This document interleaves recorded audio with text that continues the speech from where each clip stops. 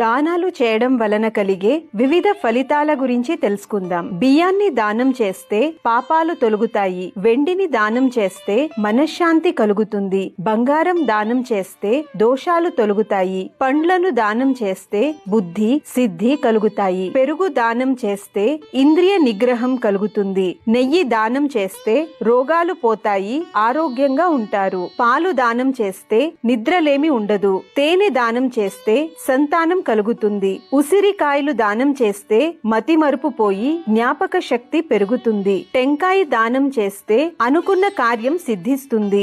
దీపాలు దానం చేస్తే కంటి చూపు మెరుగవుతుంది. గోదానం చేస్తే రుణ విముక్తులవుతారు.